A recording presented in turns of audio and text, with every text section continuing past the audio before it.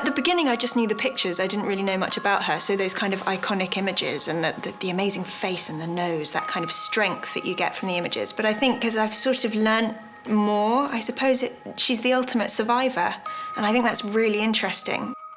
I find her completely fascinating. I find the clothes fascinating, but I find the history fascinating. And I think she was a very powerful woman.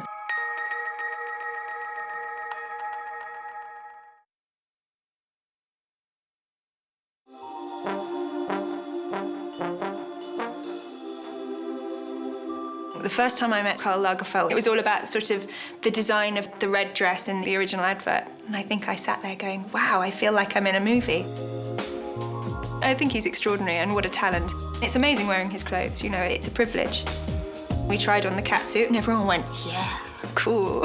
It was great. It's a Chanel superwoman, I think.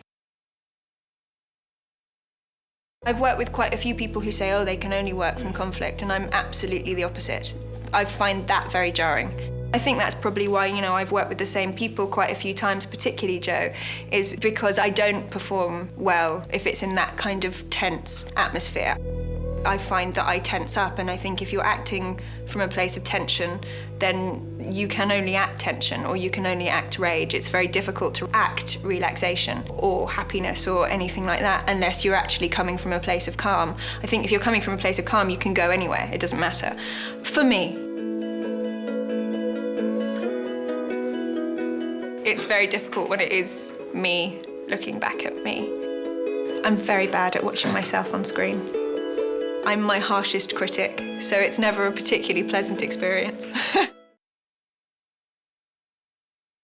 Mario Testino shot the photographs for this, and I've worked with Mario quite a lot, and that was lovely. Again, I think it's about worlds and creating fantasies, and you see his fantasy world. It's a specific one, but it's one that I always kind of want to disappear into for a moment or two. But what was quite interesting was he'd created, because they were sort of going for quite an old Hollywood-style lighting. It was very bright around me, so I couldn't actually see anybody around me, and I couldn't really see him. So it was very much, I was in my own world, I was playing my character. I invent a character in my head, nobody else knows, because that's not what photo shoots are about. And I can kind of just go away in my own sort of fantasy world.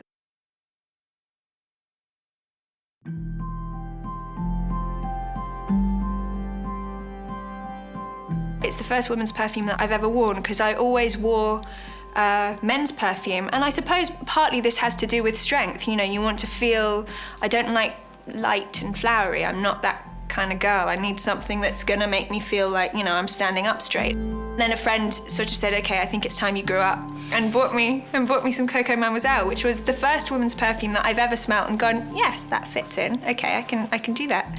And I've worn it ever since. It's not overpowering, and it's not sweet.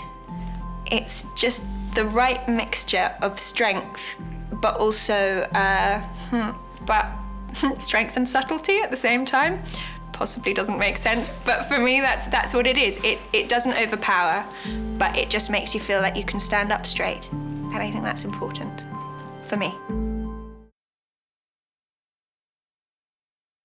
Smell's important, isn't it? And you can, it's amazing how it can lift you. If you're feeling awful and you spray something that you really like the smell of, you can suddenly feel much better. It's an amazing thing, particularly, so many people wear the same perfumes, and yet it is completely individual for everyone. And yeah, I think it's a huge part of memory. It triggers. You smell somebody that's wearing the same perfume as an ex-boyfriend, and you go, or you smell somebody that's wearing the same perfume as your mother or your grandmother, and it instantly takes you back to a place or a feeling, and it can be quite shocking. I also love the bottles. I just find it always feels very decadent, those kind of very beautiful bottles with a beautiful smell. So yeah, it's sensual, it's beautiful.